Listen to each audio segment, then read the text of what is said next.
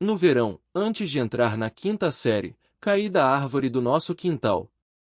O galho do qual eu estava balançando soltou e caí aproximadamente 15 pés.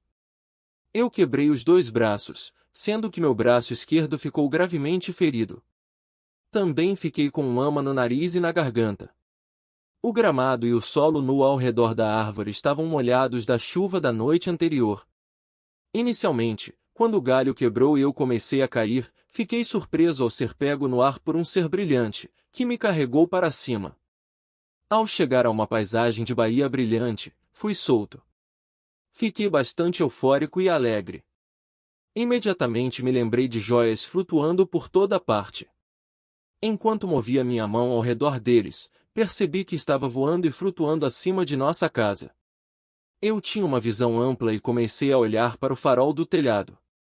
Lembro-me de rir do que minha mãe diria se me visse no topo de nossa casa de 3 andares.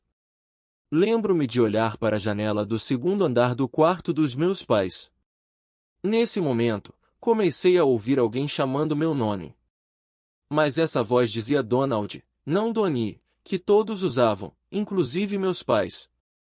Ignorei a voz até que uma voz de mulher muito severa disse de novo.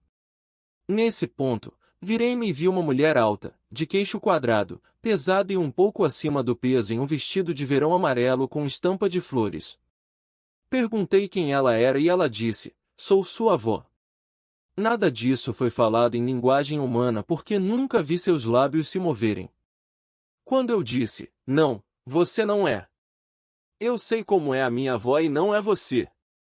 A essa altura, eu tinha apenas minha avó paterna viva e era dessa avó que eu estava falando. Ela então disse, todas as mães têm uma mãe e essa mãe tem uma mãe, e eu sou uma dessas. Enquanto ela dizia isso, em minha mente vi pequenas imagens voltando a cada geração. Eu notei a imagem dela 2 ou 3 gerações atrás. Estendi a mão e peguei a mão dela que sorriu. Enquanto caminhávamos, perguntei a ela onde estávamos e fiquei um tanto surpreso com sua resposta de paraíso. De uma forma peculiar, eu parecia duvidar dela e disse, se estou no céu, então quero ver Jesus. Fiquei ainda mais surpreso quando ela disse, tudo bem. À medida que avançamos, percebi que a área ao nosso redor havia mudado e percebi um edifício brilhante, por falta de palavras melhores. Enquanto nos movíamos, percebi que pensei que deveria ser uma biblioteca, porque as pessoas estavam lendo e aprendendo.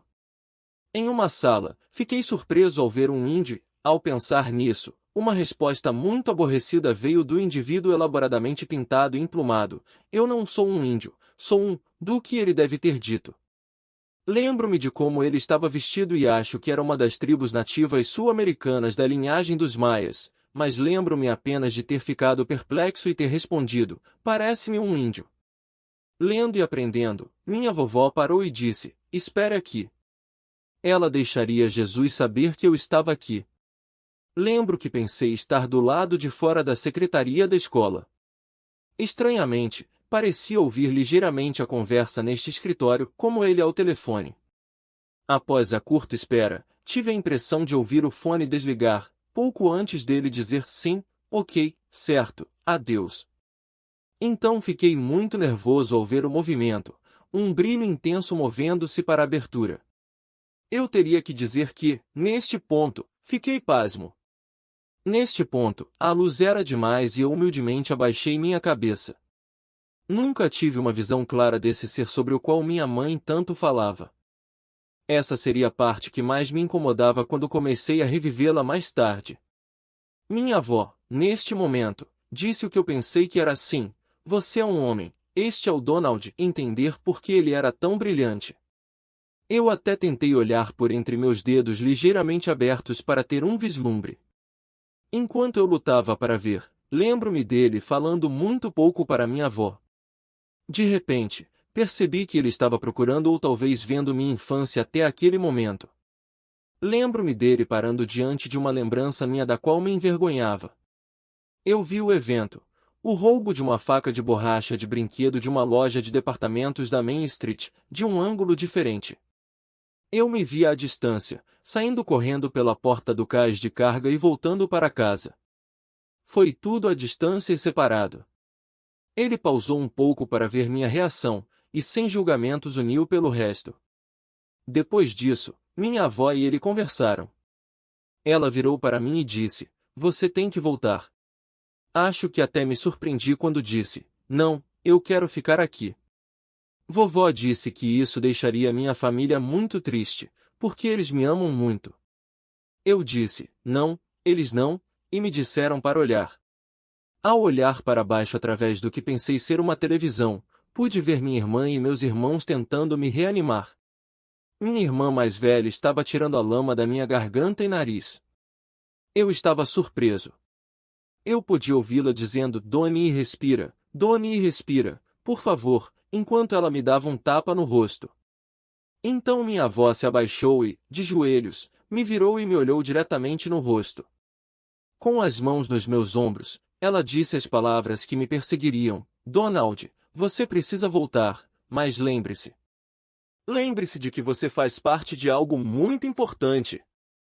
Quando me virei para olhar novamente, para o que estava acontecendo com meu corpo, confuso sobre o que minha avó queria dizer, e antes que pudesse perguntar, senti um grande empurrão por trás. Caí de cabeça no corpo flácido e comecei a ofegar e engolir ar. A dor era terrível. Comecei a relatar o que havia acontecido, mas ninguém acreditou em uma palavra. Com o tempo, até eu esqueci. Parece impossível, mas quando toda a sua família diz que você está enganado, até você começa a acreditar. Então, voltei para o fundo da minha mente. Eu estava casado por 8 anos, e tendo o último de nossos 4 filhos nascidos, quando tudo isso começou a voltar para mim. Em sonhos, ouvindo certas coisas, e então meu irmão me diz que o nome hebraico de Jesus era Yeshua. Bum! Quantas lembranças então!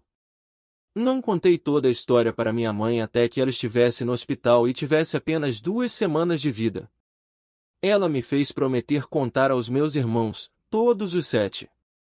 Quando finalmente contei para minha esposa, ela disse: "Querida, entendo por que você nunca contou a ninguém. Tememos que ninguém acredite em você." Não conte a ninguém porque eu não acreditei, porque depois de anos sendo ateu, não tinha lugar. Gostaria de terminar dizendo que tentei nos últimos 5 anos contar às pessoas esse evento. Mesmo agora, quando chego ao ponto em que Yeshua sai para me cumprimentar, sinto a mesma onda de emoções. Isso me deixa chorando e envergonhado. Acho que é por isso que quando me perguntaram se eu sabia que minha mãe e minha família me amavam, eu disse: "Não, não assim." Parece que o amor no sentido físico não é nada comparado ao amor real.